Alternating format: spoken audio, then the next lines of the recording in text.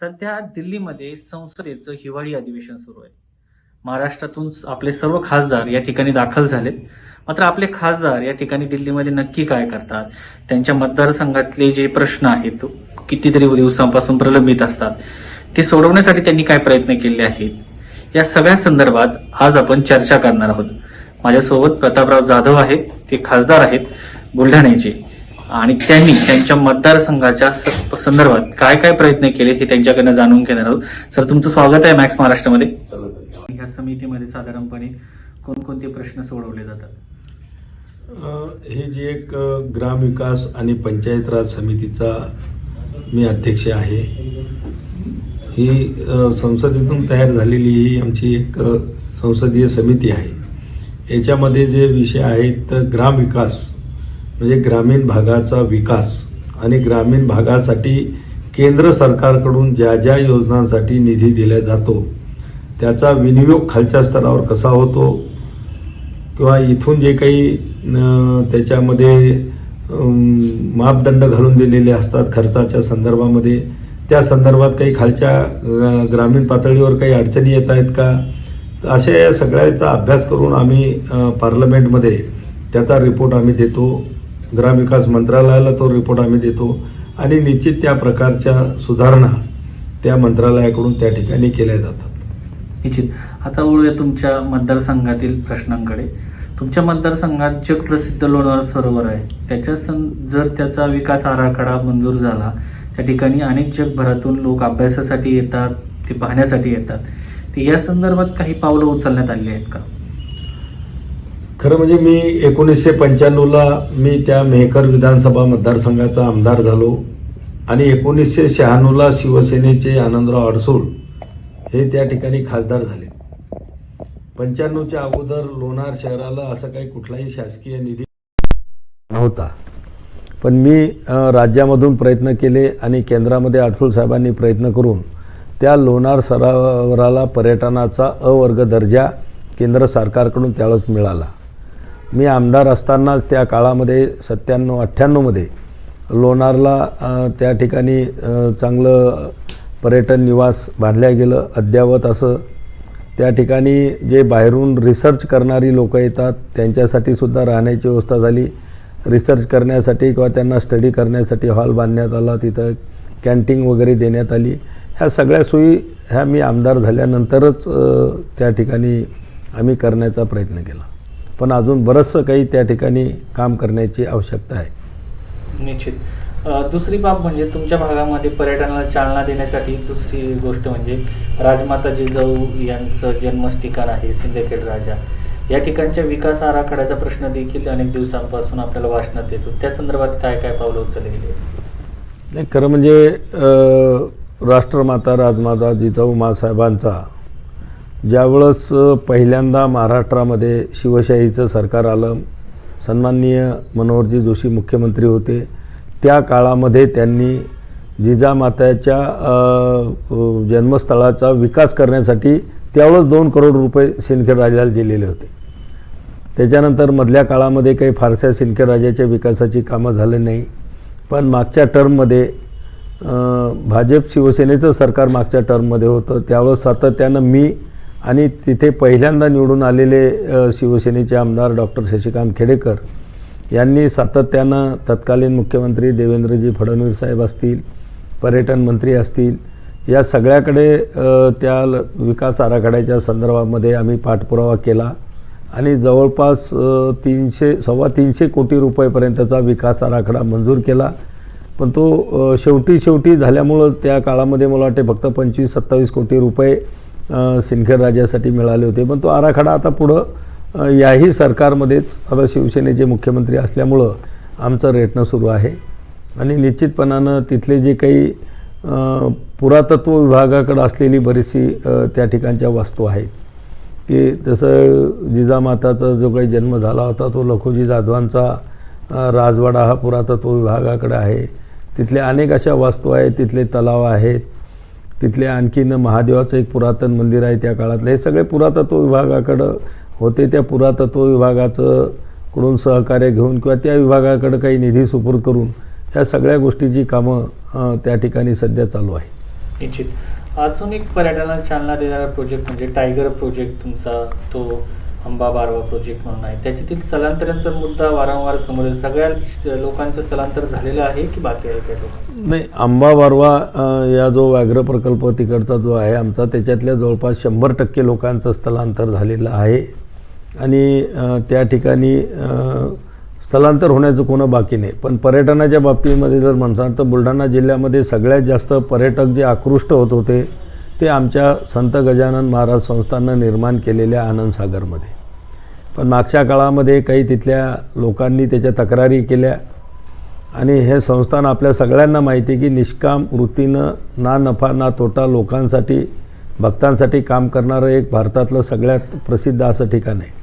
आणि म्हणून त्या तक्रारी केल्यामुळं त्यांनी तो आनंदसागर प्रकल्प बंद केला. त्यामुळं पर्यटनावर फार मोठा परिणाम झाला. लोणारच्या बाबतीमध्ये तेच आहे की त्या ठिकाणी आणखीनही चांगला विकास झाला असता, पण लोणार सरोवरामध्ये अनेक टेक्निकल अडचणी काम करण्यासाठी आम्हाला त्या ठिकाणी येत आहेत. म्हणजे की त्या तलावामध्ये काही फक्त पर्यटन म्हणून बघितल्या जात नाही. म्हणजे पर्यटन हा एक त्याच्यामधला विषय आहे. त्याच्यानंतर सायंटिफिक रिसर्च करायला लोक तिथे येतात, त्याचा एक विषय आहे. पर्यावरणवादी लोक, नारळीकरांची संस्था जी आहे आपल्याला माहीत आहे की तेही चांगलं काम त्या ठिकाणी करतात. म्हणून पर्यावरणाचा सुद्धा विषय त्या ठिकाणी फार मोठा पुढं आलेला असतो. आणि तिथली त्या तलावाच्या आजूबाजूची सर्व जी काही जमीन आहे ती फॉरेस्ट खात्याकडे आहे. त्यामुळं फॉरेस्ट असेल, पर्यावरण असेल, शास्त्रीय दृष्टिकोनातून असलेलं त्याचं महत्त्व आणि पर्यटनाचं महत्त्व, आता नेमका याच्यातला मध्यबिंदू साधून त्या ठिकाणी काम करायला बऱ्याचशा अडचणी त्या ठिकाणी येतात. म्हणजे पर्यटक म्हणून जर आपण तिथं काय, म्हणजे जसं की मी पहिल्यांदा आमदार झाल्यावर त्यातला तलावामध्ये जे काही आत 12 मंदिर आहेत, त्यात एक देवीचं मंदिर प्रसिद्ध आहे तिथलं, कमळजा देवी म्हणून. तिथं घाट रस्त्यासाठी मी 45 लाख रुपये त्या काळामध्ये 96-97 मंजूर केले होते. पण ते फॉरेस्टची परवानगी मिळाली नाही म्हणून ते पैसे परत गेले.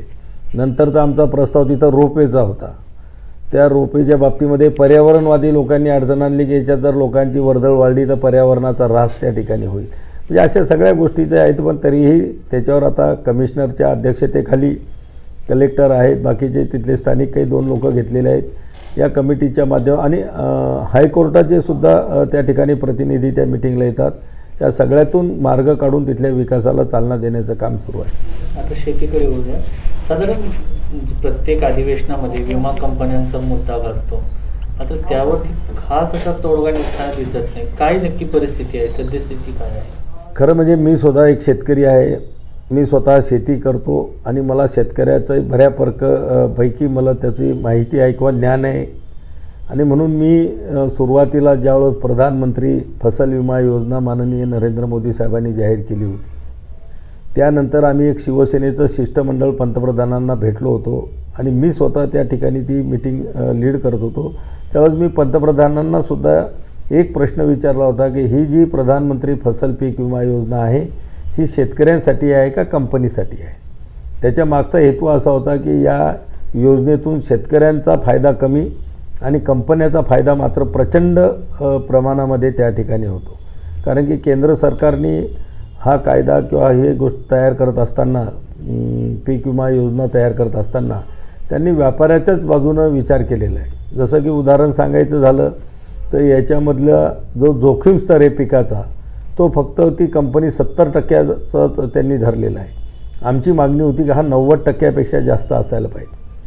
दुसरा त्याच्यामधला जो विषय आहे की केंद्र सरकार त्याच्यामध्ये शेअर करते इन्स्टॉलमेंटमध्ये, राज्य सरकारही देतो पैसा आणि शेतकरी, असा तिघांनी मिळून त्या विमा कंपनीचा इन्स्टॉलमेंट भरला जातो. पण त्याच्यामध्ये त्यांनी एक अशी अट घातलेली आहे की केंद्र राज्य जोपर्यंत त्यांचा इन्स्टॉलमेंटचा पूर्ण हप्ता म्हणा किंवा तो इन्स्टॉलमेंट जमा करत नाही तोपर्यंत विमा कंपनी शेतकऱ्याला मोबदला देणार नाही. त्याच्यामुळं मागच्या वर्षी आपल्या शेतकऱ्यांचे 64 कोटी रुपये बुलढाणा जिल्ह्यातले रिलायन्स कंपनीनं जे अडून धरले होते त्यावेळेस आम्हाला खूप त्रास झाला. आम्हालाही संघर्ष करावा लागला, ते नंतर मिळाले. पण या विमा कंपन्याचे एक तर जिल्ह्याच्या ठिकाणीसुद्धा बरोबर कार्यालय नाही, तालुक्याच्या ठिकाणी कार्यालय नाही.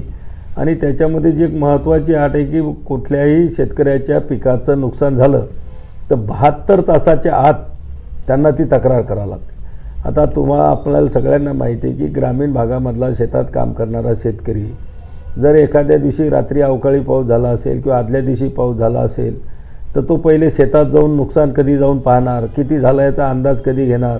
गावामध्ये इंटरनेट नाही, मग तो शहराच्या ठिकाणी येऊन तक्रार कधी करणार. आणि 72 तास जर ओलांडून गेले तर त्या तक्रारीची दखल विमा कंपन्या घेत नाही. आणि म्हणून ही एक आट फार त्याच्यासाठी जाचक होती. आणि हे जे जोखीम स्तर आणि त्यांचं जे उंबरठा उत्पन्न त्यांनी धरलेलं आहे, खरं म्हणजे ते सरासरी उत्पन्नाच्या आधारावर त्यांनी ते धरलेलं आहे. त्यासाठी आमची मागणी होती की सरासरी नाही, ते 5 वर्षामध्ये ज्या 2 वर्षात चांगलं पीक आलं असेल त्याचा ते सरासरी त्याच्यानुसार ती काढल्या जाते. पण मागच्या काळात आपण जर पाहिलं तर महाराष्ट्रात किंवा विदर्भामध्ये, मराठवाड्याच्या काही जिल्ह्यामध्ये सलग 4-4, 5-5 तास दुष्काळी परिस्थिती त्या ठिकाणी निर्माण झालेली होती. मग त्यावेळेस त्या शेतकऱ्यांना काही फारसा मोबदला त्या ठिकाणी मिळाला नाही. पण म्हणून ही जी प्रधानमंत्री फसल विमा योजना आहे, पीक विमा, ही गुजरातसारख्या मध्य प्रदेश की जिथे भारतीय जनता पक्षाचे सरकार आहे त्यांनी ही नाकारलेली. महाराष्ट्रामध्ये सध्या चालू आहे, पण आता महाराष्ट्राने नवीन पॅटर्न काढलेला आहे. महाराष्ट्राचे जे आपले कृषी सचिव आहेत ढवले साहेब, आपले कृषी मंत्री महाराष्ट्राचे, यांनी खूप मेहनत घेऊन बीड पॅटर्न तयार केलेलं आहे की ज्याच्यामुळं शेतकऱ्यांचा फायदा हमखासपणानं त्याच्यामधून होऊ शकतो. गेल्या 2 वर्षापासून ही योजना मान्यतेसाठी केंद्र सरकारकडे आलेली आहे, पण अजूनही केंद्र सरकारनं त्याला काही मान्यता दिलेली नाही. निश्चित एक महत्त्वाचा प्रश्न असतो विदर्भातला नेहमी, सोयाबीन आणि कापूस. आता सोयाबीनच्या भावाचा मुद्दा गाजताना दिसतोय. तुमच्याच भागातील स्वाभिमानी शेतकरी संघटनेचे नेते रविकांत तुपकर यांनी उपोषण देखील केलं. मात्र सोयाबीनच्या बाबतीमध्ये आता केंद्रामध्ये तुम्ही काही पाऊल उचलला नाही, कारण पुन्हा जर सोयाबीन आयात केली तर पुन्हा भाव पडण्याची शक्यता आहे. नाही, सोयाबीनचा भावाचा मुद्दा हा सगळ्यात अगोदर या पार्लमेंटमध्ये मी स्वतः उचलला. त्याचा पुरावा माझ्याकडे आहे. ऑगस्ट महिन्यामध्येच ज्यावेळेस मला असं कानावरती आलं की केंद्र सरकार हे सोयाबीन पेंड, ज्याला आपण DOC म्हणतो, ते आयात करण्याच्या याच्यावर आहे. आणि केंद्र सरकार ऑइलवरची जी काही ड्युटी होती लावलेली, त्याला आयात कर ज्याला आपण म्हणतो, तो कमी करणार आहे. त्याच वेळेस मी कृषी मंत्री आणि माननीय पंतप्रधानांना पत्र लिहिलेलं आहे की किमान मार्च महिन्यापर्यंत कुठलीही आयातीची घोषणा करू नका किंवा कुठलंही सोयाबीनच्या संदर्भातली पेंड असेल याला आयात करण्याला मान्यता देऊ नका. त्याचं कारण असं आहे की मागच्या वेळेस ज्यावेळेस सोयाबीनची पेरणीचा हंगाम होता त्यावेळेस बाजारामध्ये सोयाबीनचा भाव 11,000 ते 12,000 रुपये क्विंटल होता. त्यामुळं शेतकऱ्याला वाटलं की पुढच्या वर्षीसुद्धा चांगले भाव राहतील, म्हणून शेतकऱ्यांनी मोठ्या प्रमाणामध्ये सोयाबीनचा पेरा वाढवला. फक्त पेरा वाढवला नाही तर त्याच्यावर खूप खर्च केला. मग त्यांना खताचे डोजेस असतील किंवा त्याच्यावर फवारण्या असतील, मशागत असेल चांगली करून की बा आपल्याला यावर्षी चांगला पैसा मिळेल. पण मधल्या काळामध्ये अनेक ठिकाणी अतिवृष्टी झाली, कुठं महापूर आले आणि या सोयाबीनच्या पिकाची काढणीची ज्यावेळेस वेळ आली त्यावेळेससुद्धा पाऊस सुरू असल्यामुळं सोयाबीनच्या पिकाचं मोठ्या प्रमाणामध्ये नुकसान झालं. जे काही थोडाफार सोयाबीन आमच्या शेतकऱ्यांच्या हाती लागलं त्याला बऱ्यापैकी भाव मिळतील असं आम्हाला अपेक्षा होती की किमान 11-12 हजार नाही मिळाले तरी किमान 6 ते 7 हजाराच्या दरम्यान शेतकऱ्यांना सोयाबीनचे भाव मिळाले तरी थोडंफार चांगलं राहील. कारण की तसं एकरी उत्पन्न मात्र या पावसामुळं थोडं घटलेलं होतं. पण या घोषणेमुळं त्यातल्या त्यात काय झालं की इथले जे पशुसंवर्धन मंत्री आहेत केंद्रातले, पुरुषोत्तमजी आपलं एक मिनटं रुपाला, केंद्रीय जे काही पशुसंवर्धन मंत्री आहेत पुरुषोत्तमजी रुपाला, यांच्याकडे हे जे पोल्ट्री फार्म ब्रीडरची असोसिएशन आहे अखिल भारतीय, त्यांचे अध्यक्ष त्यांनी भेटले किंवा आमचा सोयाबीन महाग झाल्यामुळं आम्हाला ह्या पोल्ट्री फार्म चालवणं फार अवघड होऊन राहिलं, आमचा खर्च खूप वाढला, आम्हाला वाचवण्यासाठी तुम्ही जी सोयाबीन पेंड आहे DOC तुम्ही आयात करा, त्याला परवानगी द्या, त्याला मुदतवाढ पण द्या. आणि हीच मागणी केली नाही तर त्यांनी जी काही सोयाबीनच्या स्टॉकवर बंदी आणा, लोकांना स्टॉक करू देऊ नका ज्यानं भाव वाढतील. आणि वायदे बाजारामुळं सुद्धा शेतकऱ्याला बऱ्यापैकी भाव मिळतात आणि पुढच्या 15 दिवसाच्या भावाचा अंदाज शेतकऱ्यांना येतो की बा वायदे बाजारामध्ये काय भाव चालून राहिले. त्यामुळं शेतकरी आपलं सोयाबीन बाहेर काढायचं नाही काढायचं थोडा एक 15-20 दिवस महिनाभर तो त्या ठिकाणी तयारी करू शकतो. पण याच्यावर सगळं त्या रुपालाजीनं तात्काळ म्हणजे 15 नोव्हेंबरच्या दरम्यान त्यांनी पत्र दिलं पोल्ट्री फार्म असोसिएशननं आणि 24 नोव्हेंबरला त्यांनी या देशाचे अमित यादव म्हणून जे आहेत महासंचालक विदेश व्यापारचे त्यांना तात्काळ पत्र लिहिलं की सोयाबीनचे भाव ही जी काही मिनिमम सपोर्ट प्राईस आहे आपली 3950 रुपये याच्यापेक्षा वर जाता कामा नये म्हणून तुम्ही ही पेंड तात्काळ आयात करा. अशा सगळ्या गोष्टी त्यांनी दिल्यामुळं तुम्ही पाहिलं असेल की मागच्या 8 दिवसामध्ये 600 ते 800 रुपयानं सोयाबीनचे भाव केवळ फक्त यांनी पत्र दिल्यामुळं त्या ठिकाणी कमी झालेले होते. आणि म्हणून आम्ही सुद्धा त्याचा पाठपुरावा केला. मी स्वतः कृषी मंत्री, त्याच्यानंतर माननीय पंतप्रधान, त्याच्यानंतर उद्योग म्हणजे व्यापार मंत्री, परराष्ट्र व्यापार मंत्री यांना पत्र देऊन की मार्चपर्यंत तरी किमान तुम्ही ही DOC आयात करू नका. शेतकऱ्यांना त्यांचं सोयाबीन जरा चांगल्या भावामध्ये विकू द्या. कारण की 2 वर्ष कोविडमुळं पहिला शेतकरी अडचणीमध्ये आहे. अतिवृष्टीमुळं महापुरामुळं सुद्धा नैसर्गिक आपत्तीनं शेतकऱ्याचं फार मोठ्या प्रमाणात नुकसान झालेलं आहे. अजून काही त्यांनी तसा निर्णय घेतलेला नाही. पण याचा मात्र निश्चित सरकारनं जर कोणती घोषणा किंवा पत्र जर सरकारमधला मंत्री देतो तर त्याचे परिणाम खाली बाजारपेठेवर झाल्याशिवाय राहत नाहीत. आणि म्हणून सोयाबीनला किमान 6 ते 7 हजाराच्या मध्ये भाव जर मिळाले तर निश्चित शेतकऱ्याला त्या ठिकाणी समाधानकार पैसा हाती येऊ शकतो. त्यासाठी आमचे प्रयत्न संसदेमध्ये चालू आहेत, बाहेरही चालू आहेत. आता याच्यामध्ये तुमच्या विदर्भातील सगळ्यात महत्त्वाचा मुद्दा राहतो कापूस खरेदीचा. ज्या पद्धतीने कापूसपर्यंत महासंघ कापसाची खरेदी करतो त्या प्रमाणात CCI कडनं कापसाची खरेदी होत नाही, याची काय कारण आहेत? नाही, याचं कारण म्हणजे कसं असते की सरकार म्हटलं की या सरकारचे अवस्था म्हणा किंवा त्यांचं काम करण्याची पद्धत ही हत्तीच्या दातासारखी असते. जसे हत्तीचे दाखवण्याचे दात वेगळे असतात आणि खाण्याचे दात वेगळे असतात. एकीकडे घोषणा करायची की आम्ही शेतकऱ्याचा सगळा माल हमी किमतीनुसार आम्ही त्या ठिकाणी उचलू, सेंटर कमी चालू करायचे, सेंटरवर पूर्ण मॅन पॉवर उपलब्ध करून द्यायची नाही, जेणेकरून कमीत कमी खरेदी कशी होईल याची तंतोतंत काळजी घेतल्या जाते. आणि त्यामुळं फक्त आमची खरेदी चालू आहे हे दाखवलं जातं, पण प्रत्यक्षामध्ये त्या ठिकाणी खरेदी काही मोठ्या प्रमाणात होत नाही किंवा त्याचा शेतकऱ्याला फार मोठा फायदा काही मिळत नाही. आता यावर्षी सुदैवानं थोडं बाजारामध्ये कापसाचे भाव थोडे बरे आहेत म्हणून काही लोकांची CCIनं खरेदी करावी किंवा कापूस पणन महासंघानं खरेदी करावी अशा प्रकारचा काही आत्तापर्यंत शेतकऱ्यांचा आग्रह नाही. पण भाव जर MSPपेक्षा कमी आले तर निश्चित ह्या खरेद्या सरकारनं चालू केल्या पाहिजेत आणि शेतकऱ्यांचं होणारं नुकसान टाळलं पाहिजे. एक महत्त्वाचा मुद्दा आहे म्हणजे आता कृषीचा मुद्दा सुरू असताना शेतकऱ्यांचे कायदे तर सरकारने मागे घेतलेले आहेत, मात्र हमी भावाचा मुद्दा अजून गाजतोय. याच्यावरती शिवसेनेचा काय स्टँड आहे? म्हणजे शेतकऱ्यांच्या मालाला हमी भाव मिळावा म्हणून काही प्रयत्न केले जातील की याच्या संदर्भात कदाचित चर्चा देखील होऊ शकते संसदेमध्ये? बिलकुल, आमची शिवसेनेची स्पष्ट भूमिका आहे की शेतकऱ्यांच्या हमी भावासाठी कायदा आणला पाहिजे. आताही सध्या सरकार हमी भाव जाहीर करतं पण त्याला कायदा नाही की हमी भावाच्यापेक्षा कमी बाजारात भाव झाले तर 100% त्यांनी शेतकऱ्यांचा माल नाफेड असेल किंवा इतर ज्या काही संस्था आहेत शासकीय त्यांच्यामार्फत खरेदी केला पाहिजे असं काही होत नाही. खरेदी केल्या जाते पण ती काही पुरेपूर नसते. म्हणून हमी भावाचा कायदा असणं आवश्यक आहे. आणि हमी भाव ठरवत असताना प्रत्यक्षामध्ये लागणारा खर्च, त्या शेतीमध्ये राबणारा शेतकरी, त्याचा मेहनताना, ह्या सगळ्या गोष्टी धरून आणि त्याच्यावर प्रॉफिट हे करून आकारूनच त्याचे हमी भाव निघाले पाहिजे.